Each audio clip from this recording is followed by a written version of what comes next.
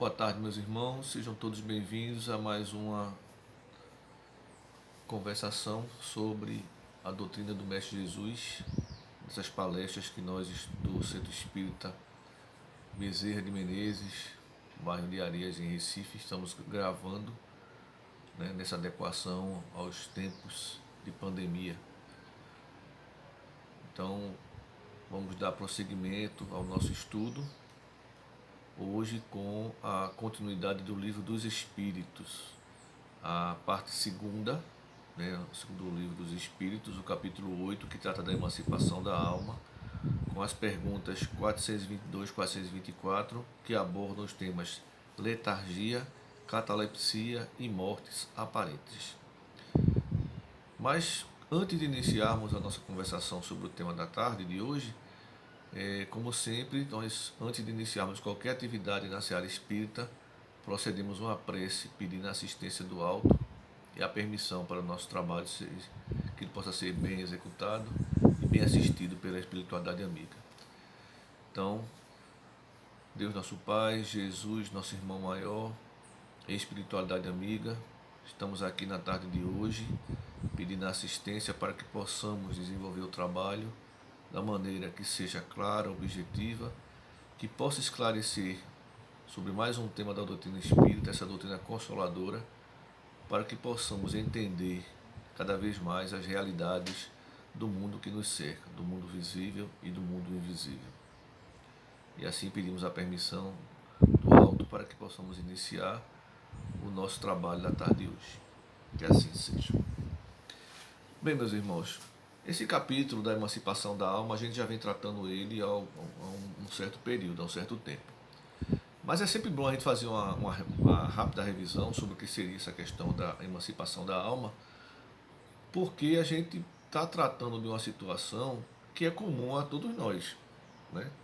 Todos nós, quando vamos nos recolher e dormir, o nosso espírito, ele aproveita esse momento que o corpo está ali em repouso e ele vai gozar da liberdade que os espíritos desencarnados também têm. A única diferença que existe é que o espírito desencarnado não tem nenhuma ligação, nenhuma vinculação com um corpo físico.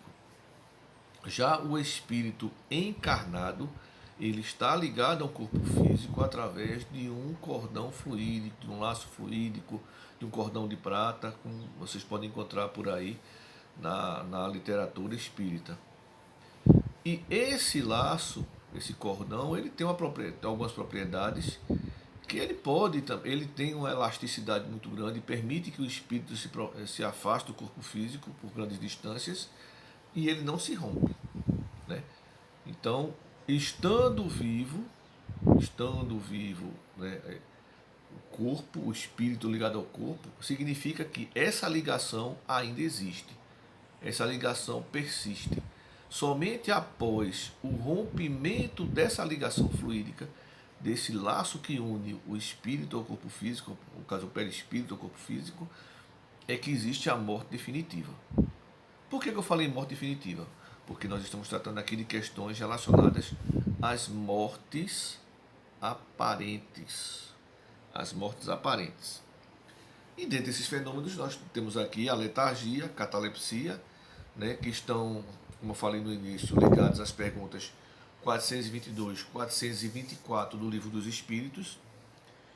E muitas vezes no passado, a gente teve alguns exemplos, algumas situações, inclusive algumas situações relatadas no Evangelho, de pessoas que foram dadas como mortas, mas que não estavam mortas efetivamente, ou, na visão de alguns, que estavam mortas e que Jesus as trouxe de volta à vida corpórea. Aí a gente pergunta, bom, Jesus disse que veio cumprir a lei, mas ele não veio cumprir somente a lei de Moisés, ele veio cumprir as leis divinas, Imaginem vocês se as leis divinas pudessem vivessem sendo modificadas como as leis materiais, as leis do nosso mundo são. Que bagunça não seria? Imaginem vocês, por exemplo, que ao invés de nós termos um ciclo de dias e noites, nós tivéssemos dias e dias, noites e noites, como isso ia bagunçar a nossa vida? Né? Como afetaria? Né? Desde a questão das marés até mesmo a questão do nosso humor, porque nós também temos muito líquido dentro de nós e nós sabemos que a lua influencia tudo isso. Onde tem água, onde tem líquido, a ação magnética da lua ela exerce uma influência. Então, as leis divinas elas foram criadas e se Deus, né, é a suprema inteligência do universo, e ele revogasse alguma de suas leis ou permitisse que alguma de suas leis fosse revogada, ele estaria dizendo o quê? Que a lei dele não era perfeita, porque precisaria de uma melhoria. E isso é inadmissível, partindo dos princípios que nós adotamos, né, dentre os atributos da divindade, do nosso Pai, que ele é a inteligência suprema do universo. Inteligência suprema. Não cabe erro. Ele não erra. Ele não se equivoca. Ele não faz nada que precise de reparos. Tudo tem algum motivo para ser. Então, quando a gente vai para a questão da Bíblia, do Evangelho, né, pegando especificamente as passagens de Jesus, nós temos 3 casos que nos chamam a atenção, que inclusive são relatados no livro A Gênese. O primeiro caso é o da filha de Jairo, né, que Jairo, Jesus, tendo sido chamado, né, para aquela situação, né, onde todo mundo estava dizendo que a menina estava morta, Jesus dizia, não, ela não está morta, ela está dormindo, né, e está adormecida. E aí ele fez, minha filha, levante, eu vos ordeno. E a menina se levantou para o espanto geral. Esse é o primeiro caso, né, que a gente pode refletir sobre essa questão de mortes aparentes. O segundo caso é o da viúva de Naim. Naim, diferentemente do que a gente pensa, não é o nome do marido dela, não. Naim era o nome de uma cidade. E Jesus estava indo para essa cidade e nas aproximações da entrada da cidade ele se deparou lá com o enterro. Né? E tinha lá uma viúva que estava muito desesperada, porque ela era aquele corpo que estava ali era um filho único dela. E ele, né, apiedou-se daquela situação, verificou, obviamente, que aquilo ali não se tratava de uma morte real, que era apenas uma situação de uma letargia, de uma acomodação, vamos dizer assim, de uma hibernação. Vamos usar um termozinho hibernação, que a gente lembra muito daquela questão dos ursos, né, que eles hibernam por longos períodos. E aí ele chegou ali e fez, jovem, levantai-vos, eu vos ordeno. E o rapaz se levantou e ele Jesus entregou aquele jovem para sua mãe, que estava muito desesperada. E temos o terceiro caso, muito citado também, né, que é bem conhecido, que é o de Lázaro. Né? E Lázaro já é até um pouco diferente, porque Lázaro já estava entregue, já estava sepultado, né, há 4 dias, perdão, 4 dias. E Jesus, chegando lá, ordenou que ele saísse, que ele voltasse à vida. Né? O que é que nós deparamos disso, assim, o que é que a gente vai entender, né, dessas situações? Que aquelas pessoas não estavam mortas. O que é que existia? Existia um afrouxamento desses laços fluídicos que unem o perispírito e o espírito ao corpo físico, né? Estavam muito fragilizados, mas que não haviam sido rompidos. E em não havendo sido rompidos, haveria a possibilidade deles serem o quê? Restaurados. E essa restauração poderia se dar ou através da força de vontade da pessoa, que não era o caso, ou de uma ação exterior, de alguém com um poder magnético muito grande e uma força de vontade muito grande também, que era Jesus. Quem de nós, né, nesse orbe aqui, teria uma força magnética maior do que Jesus? Ninguém. Então o que Jesus fez foi fortalecer, né, magneticamente aqueles laços, e a partir do momento que aquele laço foi fortalecido, um laço que estava prestes a ser rompido, ele fortificou-se e propiciou que o espírito se reaproximasse novamente do corpo físico para haver ali o, entre aspas, retorno à vida ou a ressurreição, como alguns colocam. Isso explicando a questão dos milagres, né, relacionados com o retorno, né, a vida após uma suposta morte que estão no Evangelho. Bom, mas aí, como nós dissemos, né, as perguntas 422 e 424, a gente vai fazer uma rápida leitura e um rápido comentário. Na pergunta 422, os letárgicos e os catalépticos, em geral, veem e ouvem o que se passa em derredor, sem que possam exprimir o que estão vendo e ouvindo. É pelos olhos e pelos ouvidos que têm essas percepções? Aí os espíritos responderam por Kardec, não. É pelo espírito. Porque o corpo físico está adormecido, mas o espírito está em volta e ele percebe tudo aquilo que acontece. E nós temos exemplos, por exemplo, para tentar assim trazer para algo mais perto do nosso entendimento, as situações de pessoas que ficam em estado de coma, né? Passam vários anos assim, em coma, ou pessoas que tiveram a experiência de quase morte numa mesa de cirurgia, por exemplo, onde aquelas pessoas relatam após voltar que viram tudo aquilo que aconteceu no ambiente. Elas não conseguiam exprimir, elas não conseguiam verbalizar, porque o espírito estava presente, mas o corpo estava inerte, o corpo não estava em condições de agir. Mas quando o espírito retornava, ele dizia: ah, eu vi tal coisa, na hora da cirurgia a enfermeira se atrapalhou, caiu um instrumento, ah, o médico fez um comentário assim assado. Então, quando a pessoa escuta aquele relato, fica: puxa vida, mas como é? Realmente isso aconteceu, mas como é que ela sabia? Ela estava em coma, mas o espírito não estava, o espírito estava ali presente. Então, essa possibilidade do espírito saber o que está acontecendo é por conta do espírito, não por conta do corpo físico, né? Então, a primeira questão que foi colocada é essa, né? O corpo físico, os órgãos sensitivos do corpo físico, a visão, a audição, não estão funcionando naquele momento. A fala não está funcionando naquele momento. Mas a partir do momento que voltar a funcionar, ele vai poder relatar tudo aquilo que ele vivenciou, porque o espírito estava ali presente. Aí a pergunta 422 tem o item A. Por que ele não pode comunicar-se? E a resposta que deram a Kardec: porque a isso se opõe o estado do corpo. Esse estado particular dos órgãos vos dará a prova de que existe no homem alguma coisa além do corpo, pois o corpo não está funcionando e o espírito continua a agir. É justamente aquilo que nós dizemos. Para a pessoa que é descrente, ela fica sem entender. Puxa, mas como é que ela sabia? Como é que ela pode relatar com tanta clareza, com tanta riqueza de detalhes, uma coisa que aconteceu se ela não estava ali presente? Porque a pessoa que pensa assim não entende que existe um espírito, não entende que o espírito pode se desdobrar e retornar independente da atividade do corpo físico. Mas nós espíritas estamos estudando para aprender e compreender esses tipos de fenômenos.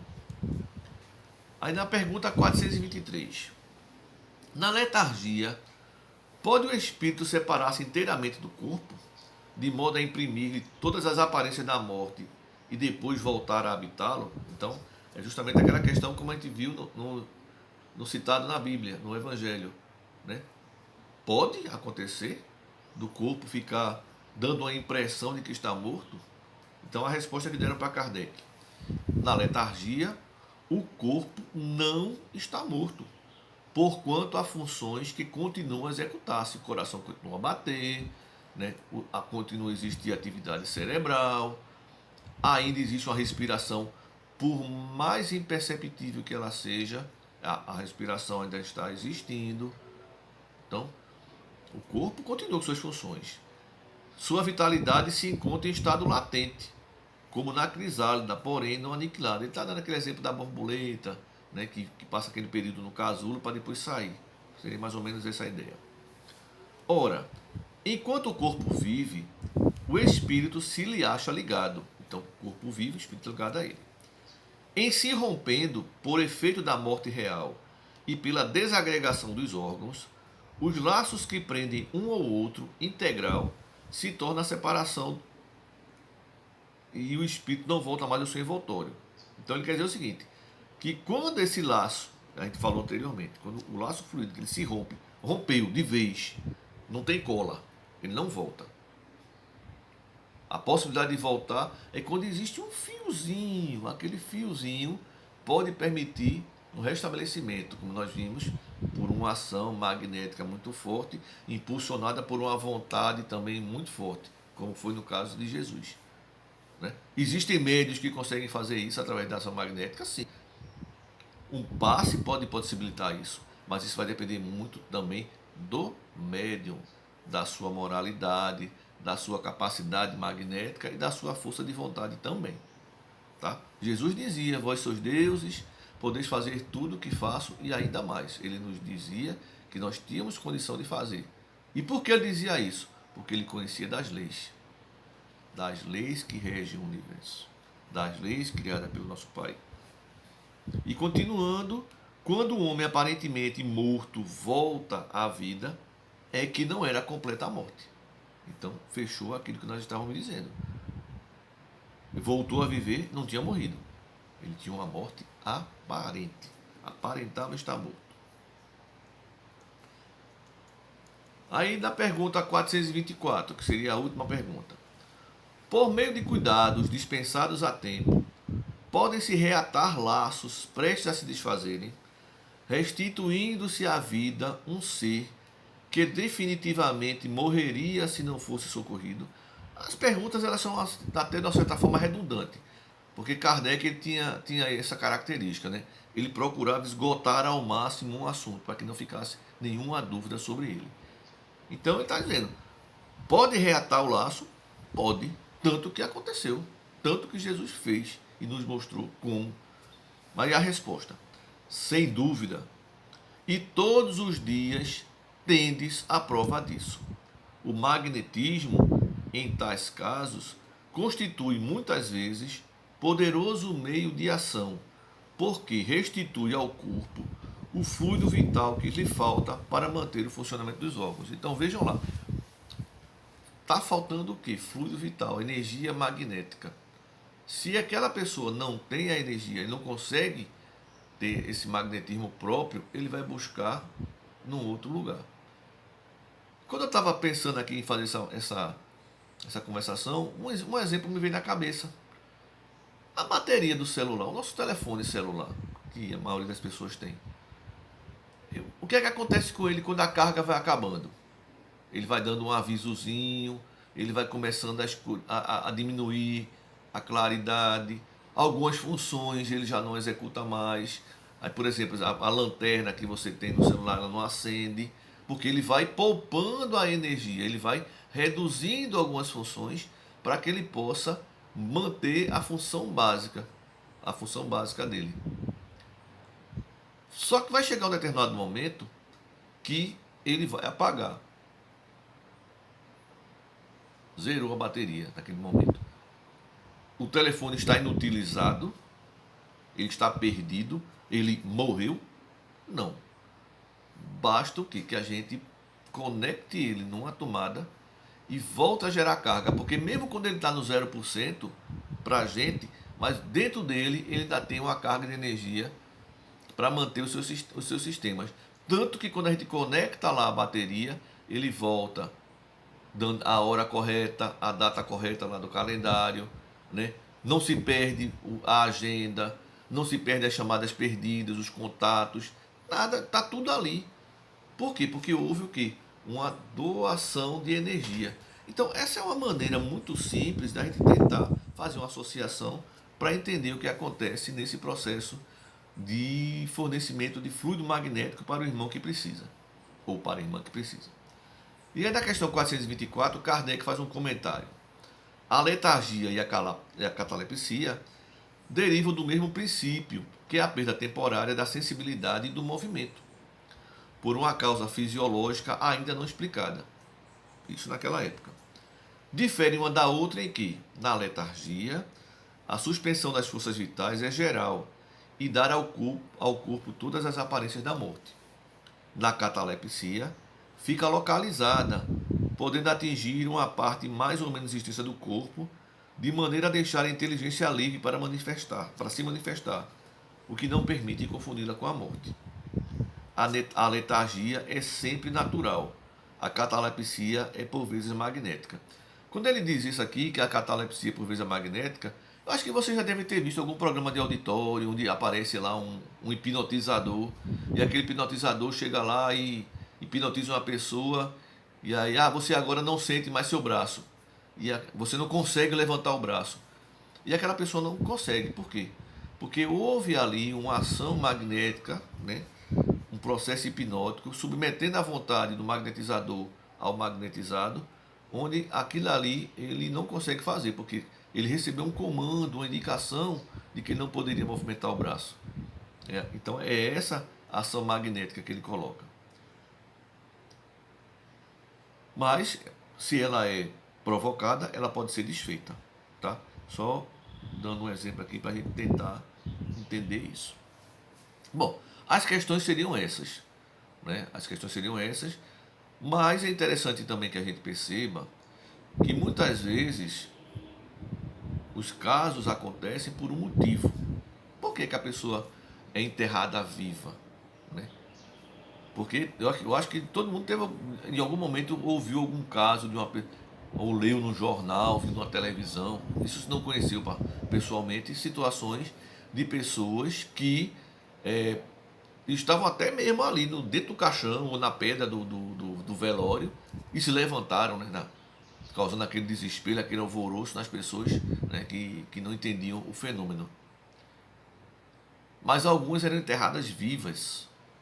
Lázaro teve a sorte, né? Lázaro foi enterrado, mas conseguiu, né, ser resgatado a tempo. E era diferente, era um túmulo, né? Você colocava uma gruta, você colocava o corpo lá dentro, botava uma pedra, ele ficava lá. E hoje em dia não é assim. Hoje em dia a gente tem o quê? A situação dos caixões. Então, no livro O Céu e o Inferno, no capítulo 8, que trata das expiações terrestres, tem um relato de um espírito chamado Antônio B, que ele foi enterrado vivo. E qual a justificativa para isso? A lei de Italião, né? Olho por olho, dente por dente. Vamos lá. A lei de causa e efeito, ação e reação, lei do karma. E aí, relata-se lá, né, que no ano de 1850, esse Antônio B, que era um escritor, teve um ataque cerebral, caiu, aparentemente morto, né? Aparentemente a gente dizendo agora, né? Para quem estava lá na hora, ele morreu. E ele foi enterrado, né? Foi considerado morto e enterraram ele. Só que 15 dias após ele ter sido enterrado, a família deu por falta de um medalhão que havia sido enterrado junto. E era um medalhão valioso. O pessoal disse: não, vamos deixar lá não, vamos exumar o corpo e vamos recuperar esse medalhão. Só que quando fizeram essa exumação, que abriram o caixão, se surpreenderam. Por quê? Porque o corpo havia mudado de posição. E o caixão estava lá arranhado e uma parte da mão dele havia sido comida. Quer dizer, ele estava vivo, ele foi enterrado vivo, acordou, ficou naquele desespero, ficou se debatendo para tentar sair do caixão. No desespero até tentou comer sua mão para se manter vivo, mas obviamente não conseguiu. O fato foi levado à Sociedade Parisiense de Estudos Espíritas, em agosto de 1861, a pedido dos próprios parentes, né, que queriam uma explicação sobre aquele fato. E aí esse espírito, né, evocado por Kardec, deu a comunicação dizendo que numa existência anterior ele havia enterrado viva a sua esposa. E aí o resgate dele, né, foi esse, dele passar por essa situação de uma morte aparente, né, da catalepsia, e terminou resgatando dessa forma o mal que havia feito no passado. Então, meus irmãos, mostrando que existem os fenômenos, existem as situações, mas também existem as causas e os motivos para que isso possa acontecer. Então, nada acontece por acaso, né, na nossa existência. Tudo tem algo para justificar. Se não nessa existência, com certeza numa existência anterior. Então, meus irmãos, ficamos aqui, né, com essa abordagem. Convido a vocês a fazer a leitura das questões no Livro dos Espíritos, que possam ler também a Gênese, né? No livro A Gênese tem uma parte que trata sobre isso, também vai complementar o conhecimento que todos nós devemos ter sobre essa lição. E aproveito para deixar um convite para que todos possam estar conosco no próximo domingo, assistindo a palestra da nossa irmã Joana Angélica, que vai falar sobre a verdadeira propriedade, dentro do capítulo Não Servir a Deus e a Mamon, capítulo 16 do nosso Evangelho segundo o Espiritismo. Então, meus irmãos, obrigado a todos. E para finalizar nossos trabalhos, vamos elevar mais uma vez o pensamento ao alto e agradecer a Deus, a Jesus, aos Espíritos amigos, pela oportunidade de trabalho na tarde de hoje, que todos possamos ter aprendido um pouco mais sobre essa doutrina, entender mais sobre os fenômenos que nos cercam, né? Entendendo que são tudo coisas naturais